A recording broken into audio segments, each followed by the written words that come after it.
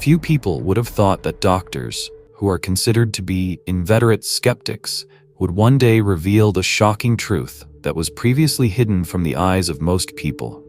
Those who come face to face with death every day sometimes see and feel inexplicable things that remain beyond the bounds of science and rational understanding. These three world-renowned hospice nurses were not afraid to risk their reputations and openly talked about what was really happening in hospices. One of them is a nurse from Washington, Penny Smith. She in no way corresponds to the angelic image of the nurse from the series. Penny is a woman with a difficult fate who came to work in a hospice only at the age of 42. Penny was born in 1962 and has not been known for good behavior since early childhood. There were scary things in her life that she calls her dark past. Penny had problems with the law, abused alcohol and illegal substances, was subjected to domestic violence, and tried to take her own life. It wasn't until she was 40 that she was able to change her life. The woman stopped drinking, got divorced, and left her husband. An advertisement in the newspaper gave her the idea to go train as a nurse.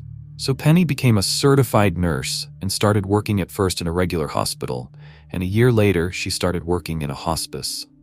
For most of her life, Penny suffered from a severe fear of death.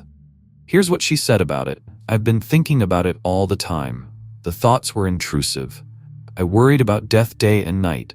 What if there is nothing after our demise?" Probably such thoughts are familiar to almost every one of us, isn't it? Working in a hospice helped her get rid of the anxiety that literally held down her mind.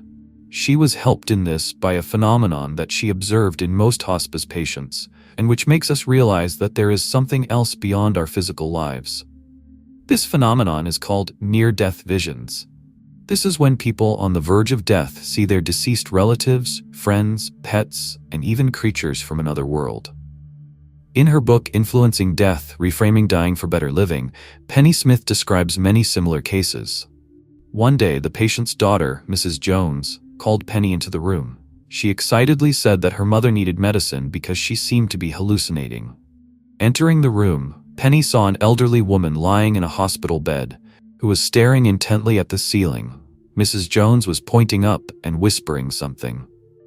At first, the nurse couldn't make out the words, but then she heard Vinnie's name several times. Penny asked the patient's daughter if she knew a man named Vinnie. She replied, confused, "It's probably her sister and my Aunt Winnie, but she died last year." At that moment, Mrs. Jones spoke again, louder now, shouting at the ceiling, "Mom, hello Dad." Penny told the ward's daughter that no medication was needed. These were near-death visions that occurred not only just before death, but also several weeks or even months before it. A similar story happened to an elderly woman named Florence, who was dying of lung cancer. Penny, being already an experienced employee and realizing that the patient had very little time left to live, asked if Florence had noticed anything unusual lately. For example, if she saw any deceased relatives or someone else. The woman replied with a firm refusal. Then Penny said that such visions are normal for dying people and you should not be afraid of them. Florence thought about it and said, "Really? Well, then my dad is standing over there right now, in the corner of the room. I was afraid to talk about it. I thought you'd think I was crazy." She died 3 weeks after that conversation. Sometimes patients do not see specific people from their past, but whole pictures of the afterlife. One elderly woman had not reacted to her surroundings for several days. Penny went in to check on her ward's condition. Suddenly, the patient suddenly opened her eyes and spoke, "I'm going on a trip. They let me look in there and I liked it there. Everything is flooded with shining light, and all the people are smiling at me." After that, she fell back into oblivion. The patient died about 45 minutes after her revelation. That's what Penny told. I don't care if you believe me or not. After all, it was really happening in front of my eyes. I'm sure she was describing her own experience. Penny notes that as patients' physical bodies weaken, their spiritual selves become stronger. At this moment, they are half in this world and the other half in the next, so they sort of travel between worlds. They begin to feel a new clarity in understanding what life is.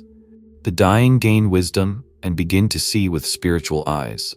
Penny Smith is not the only nurse who talks openly about death and has encountered supernatural things while working in a hospice.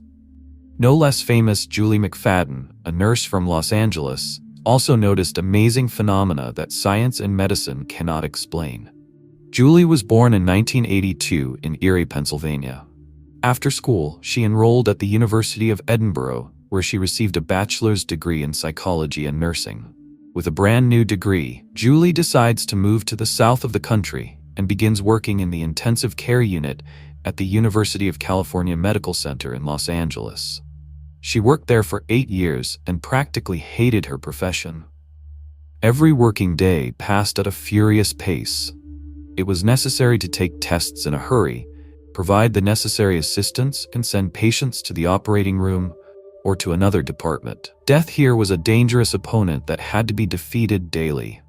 Most of all, she did not like the attitude of the hospital staff towards the patients. Perhaps it was due to a professional deformity, but the patients were not perceived as living people, but became just a line in the daily report.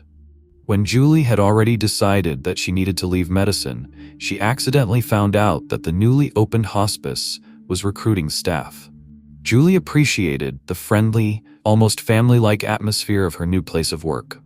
And Death here is a guide who comes for each ward of the hospice to guide him to a better world. In her book, Nothing to Fear, Julie says, "I believe in the existence of the afterlife. I decided to tell you about this so that those who have lost their close relatives and beloved friends can also make sure that they are not dead, but continue to live." Having witnessed hundreds of deaths, I saw how in the last minutes of a person's life, some kind of veil seemed to rise in front of the departing person, and the fact that the dying person sees behind it immediately calms him down. At death's door, many gain the ability to see the future. This statement proves such a case. There was an elderly man in the hospice who was dying of lung cancer. His daughter, who was almost 40 years old at the time, often visited him. The staff knew that she couldn't get pregnant because of medical problems.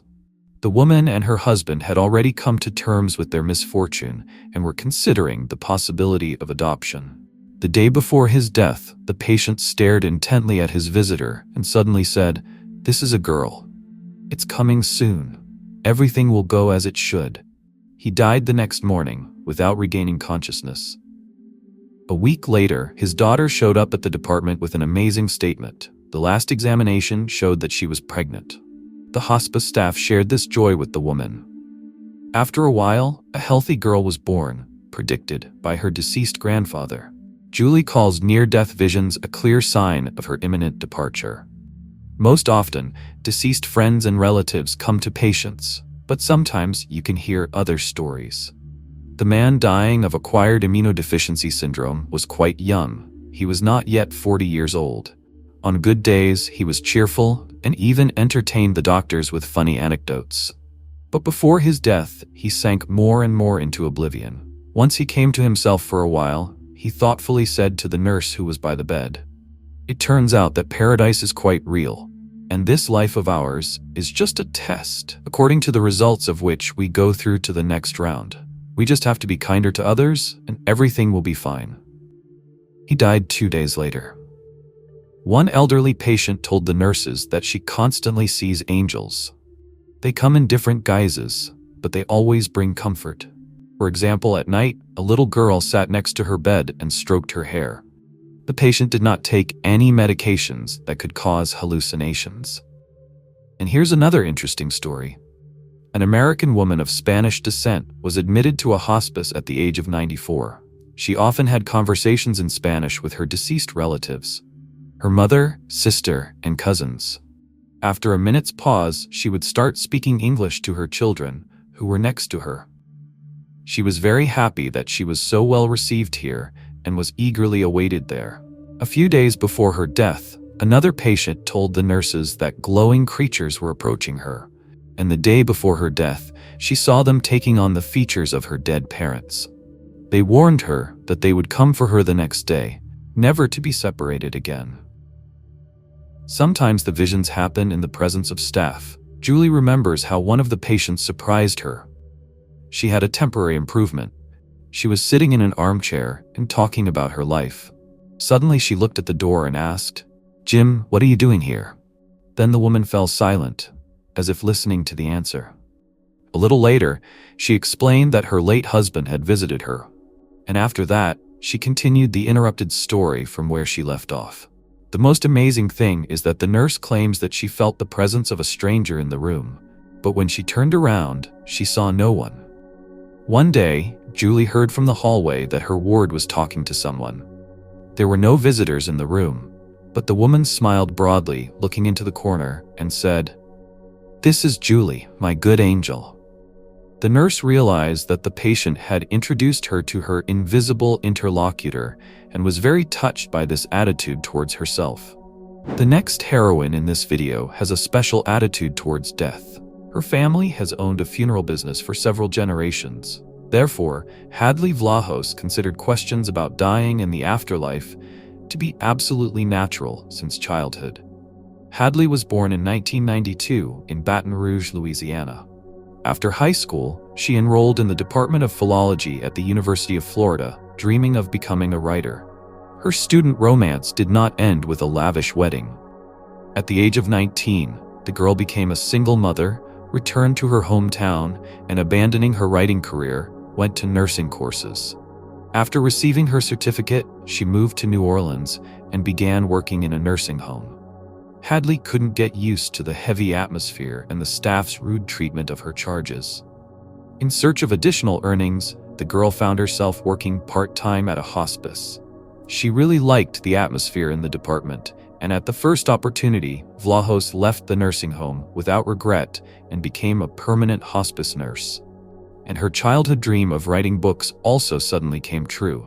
She became the author of the bestseller The In-Between, Unforgettable Encounters During Life's Final Moments, which contains honest facts about the life and death of her patients. Listen to what Hadley says. "I used to be very afraid of the unknown. What happens when we die? Will it hurt?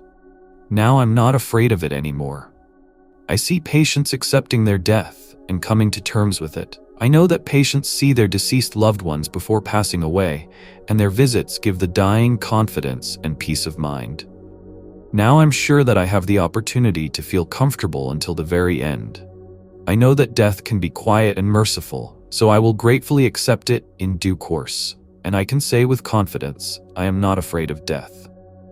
The first patient to die in Hadley's arms was Glenda. She was an elderly woman with inoperable bowel cancer. Her daughter Maria visited her. One day, she came to the resident's office complaining that the doctors were not doing anything, and her mother's mental state was deteriorating right before her eyes. When asked why she made such a conclusion, Maria replied that her mother, without stopping, is having a conversation with her older sister, who died before she was born, more than 40 years ago. A nurse came into Glenda's room. The patient was laughing, staring into an empty corner. No, I didn't say that. There are too many of you. You won't even let me get a word in." Finally, paying attention to the appearance of the nurse, Glenda apologized for her lack of restraint and added that she and her sister had not spoken for a very long time. Hadley explained to the patient's upset daughter that her mother was not hallucinating. She crosses the border between life and death and sees her dead sister. Hospice patients have such visions all the time. Glenda woke up the next morning feeling elated. "I just had the most beautiful dream. I was flying over the flower fields with my parents. My mom looked great, so young. I felt happy and peaceful. And my sister is still here. She said she would stay with me until it was time to leave." Glenda died a day later. Her daughter was present at the last moments. When the time of death was officially fixed by the doctor, both light bulbs in the chandelier burned out at once. Another of Hadley's patients, named Carl, was dying of chronic heart failure. He turned 89 years old, and he has not left his bed for a long time. The only entertainment for him was watching sports programs on a small TV screen. His wife, Mary, was always with him. One day, a nurse came into Carl's room and saw an empty bed. Assuming the worst, Hadley only then noticed that Mary was standing by the window, stunned, and Carl was coming out from behind the curtain. Both women could not imagine that the patient was still able to walk. But the man continued to move around the room, opening cabinet doors, peering into all corners and even under the bed. When asked what was going on here, Carl replied that he and Anna were playing hide and seek. Mary tearfully explained that Anna was their daughter, but she drowned at the age of 2. Carl went to the bathroom, and when he came out, he said thoughtfully, "I know where she is, but I can't get to her yet. I can't keep up. However, I think I'll be able to do it soon. That's what my mom said. She's playing with us too. And now I think it's time for me to lie down." The next night, Hadley was called to work. But she didn't have time to arrive. Carl died without her. As the funeral home staff carried away the body, Mary said with a slight smile, "Now he's with our baby and with his mother. They'll take care of him." And here's the story of another woman that Hadley remembered forever. At first, she visited the patient twice a week at her home for 6 months. The woman was 98 years old, and she was ready to face death. Her husband died in a car accident. All her friends had already left, and she had no children. She was an ardent Catholic and dreamed of meeting God. Despite her advanced age, the woman felt good. But one day, during a nurse's visit, a woman had an attack of chronic bronchitis, in which breathing becomes extremely difficult. Hadley helped stop the seizure, but after that, the patient's health began to deteriorate rapidly, and after a couple of weeks, she agreed to move to a hospice. The woman slept a lot and woke up only for a few hours a day. During Hadley's next shift, the patient suddenly woke up and confidently said, "I'm going to die tonight. I'm not afraid. My husband came to pick me up. He's watching us. He said my time has come." Hadley's shift ended and she went home, saying goodbye to the patient. The nurse was sure that the patient still had a little more time to live in this world, but at 3 a.m., Hadley suddenly woke up with the feeling that her ward had gone to another world. The next morning, the night shift nurse confirmed that she had passed away around 3 a.m., and it was very peaceful. None of the heroines in this video gives exhaustive answers to the question of what awaits us after death. But after working in hospices for many years, they understand that we are leaving for a better world, which is filled with joy and light. The fear of death is a dead end. You need to be calmly and with dignity ready to face your own demise or the death of your loved ones. What do you think about the afterlife? Where do you think we will end up after physical death? Do you believe in life after death? Write your opinion in the comments. If you want to learn more about life after death, then I recommend watching my other videos. Please don't forget to like this video if you liked it. See you soon.